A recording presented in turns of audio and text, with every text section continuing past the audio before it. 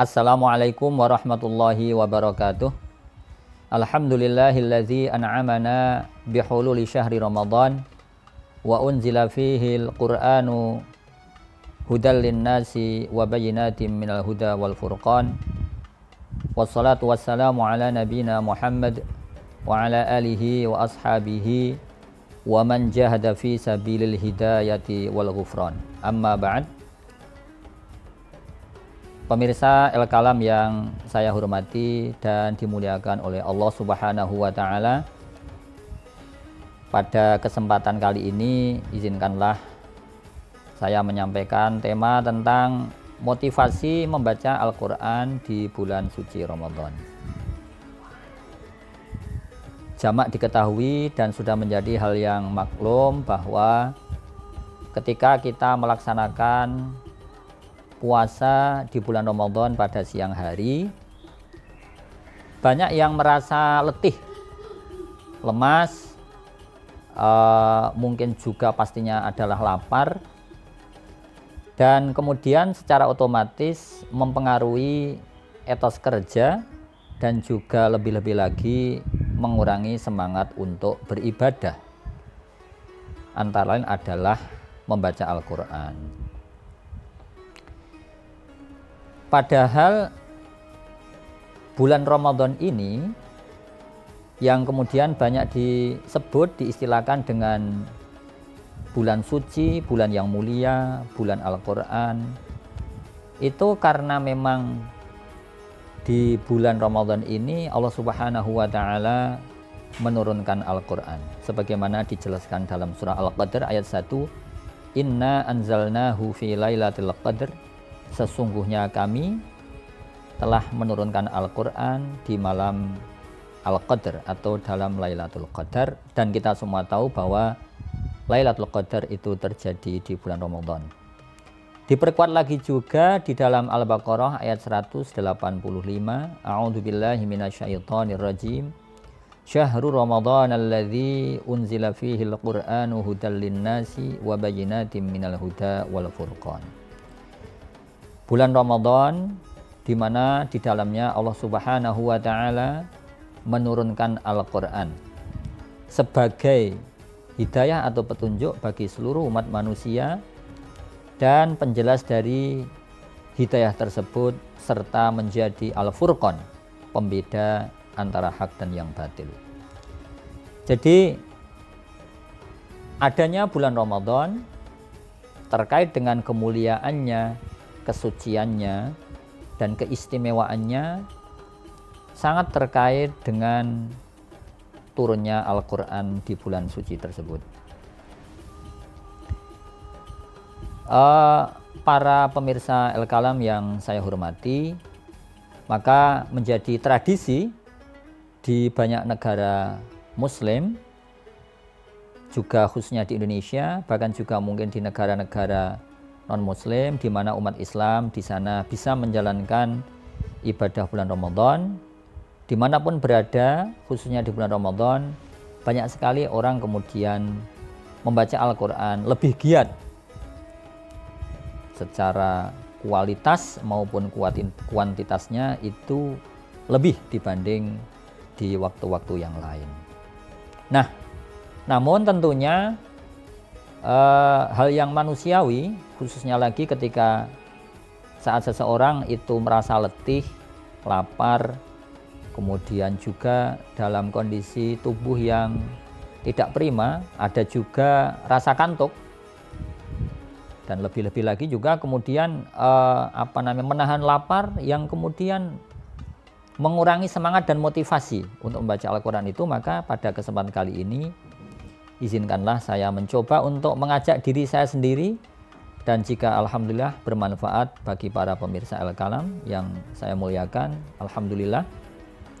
Yang pertama, bahwa cara atau kiat agar kita lebih bersemangat, termotivasi untuk membaca Al-Quran, dan saya pikir tidak hanya di bulan Ramadan saja, tapi juga kapan saja dan di mana saja. Yang pertama adalah dengan senantiasa mengingat keutamaan, keistimewaan, dan kemuliaan Al-Quran, baik dijelaskan dalam banyak ayat suci Al-Quran maupun juga dijelaskan dalam hadis-hadis Nabi Muhammad Sallallahu Alaihi Wasallam. Di sini akan kami sampaikan sedikit dari hadis-hadis sebagai motivasi agar kita dalam membaca Al-Quran, khususnya lagi di bulan Ramadan, itu bertambah kuat semangat dan giat.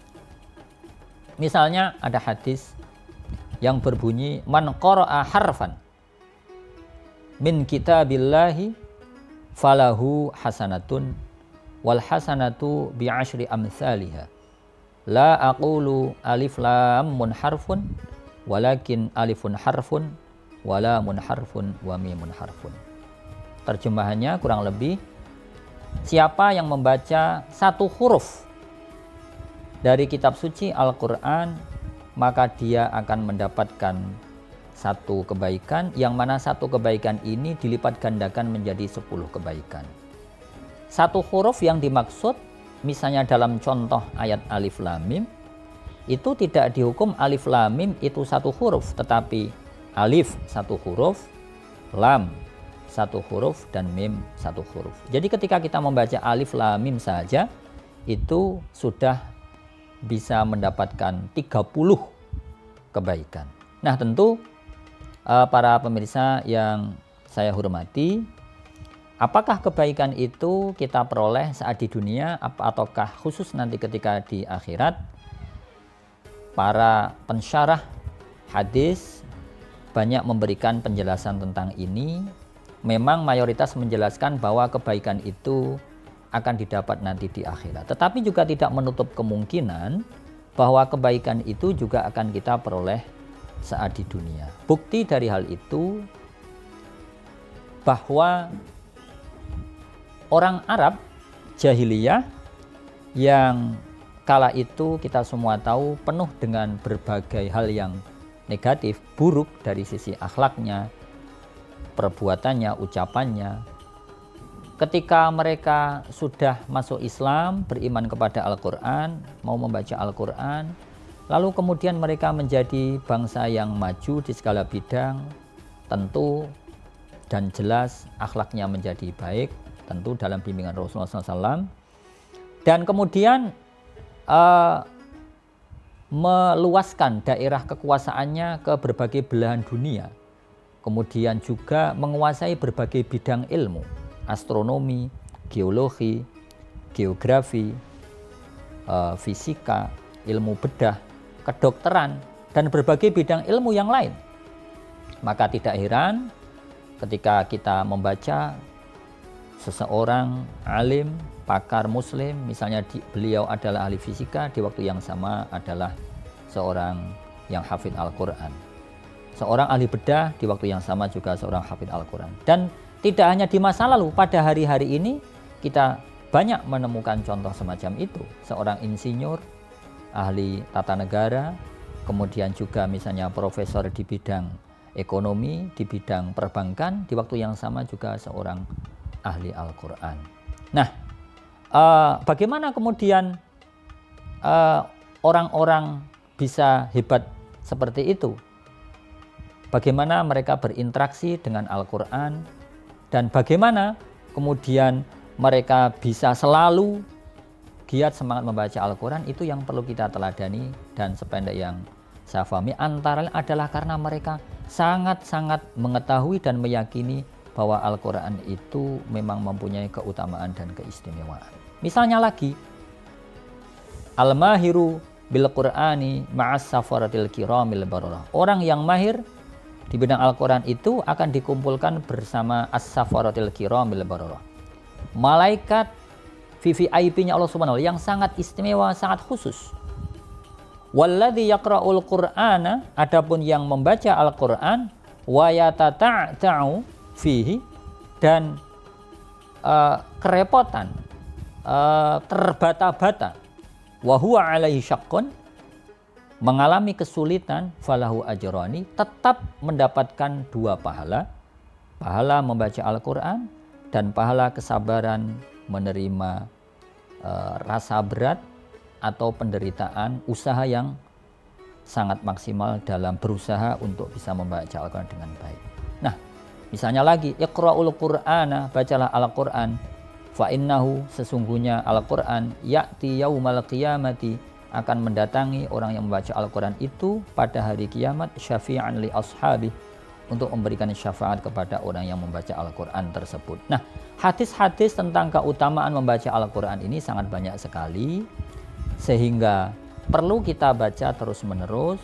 Dengan begitu kita bisa termotivasi untuk membaca Al-Quran. Yang kedua dan terakhir, karena keterbatasan waktu, bahwa agar kita selalu termotivasi membaca Al-Quran, perlu kita kiranya membaca pengakuan para non-muslim, bahkan kaum ateis terhadap Al-Quran itu sendiri, sebagaimana dihimpun oleh Profesor Dr. Imaduddin Khalil, seorang ahli sejarawan asal Irak, dalam kitabnya, dalam bukunya Qalu Anil Islam. Di situ beliau menampilkan bagaimana para orientalis, kaum ateis, kaum sekuleris, intinya non-muslim, bahkan orang yang tidak beriman kepada Al-Quran itu mengakui dan juga membuktikan keagungan Al-Quran. Tentu tidak pada tempatnya untuk kita sampaikan semuanya.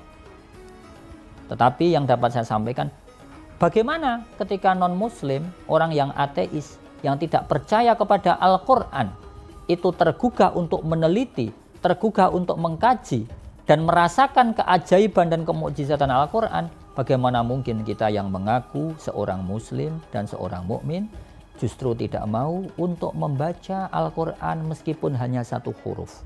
Nah, tentu ini sebuah lecutan, sebuah sindiran yang sangat dahsyat, yang seharusnya memotivasi kita, orang yang mengklaim diri sebagai seorang muslim, sebagai orang yang mukmin terhadap Al-Quran, untuk senantiasa membaca Al-Quran, khususnya di bulan Ramadan ini. Para pemirsa El-Kalam yang saya hormati dan dimuliakan oleh Allah, ada hal yang baik dalam apa yang saya sampaikan, sepenuhnya adalah hidayah dari Allah Subhanahu wa Ta'ala.